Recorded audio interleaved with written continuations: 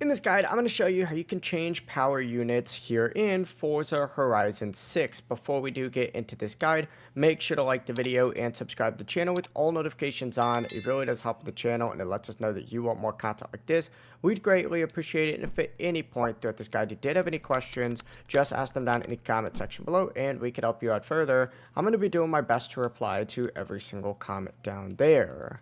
First things first, go ahead and pause the game. It's going to take you to a page that looks something like this. You actually need to stay on the campaign tab for this. So make sure that you stay on the campaign tab right here. Scroll down on the campaign tab, you're going to see a little settings option. Go ahead and select that. And from the left-hand side menu, you need to choose HUD and gameplay on this section.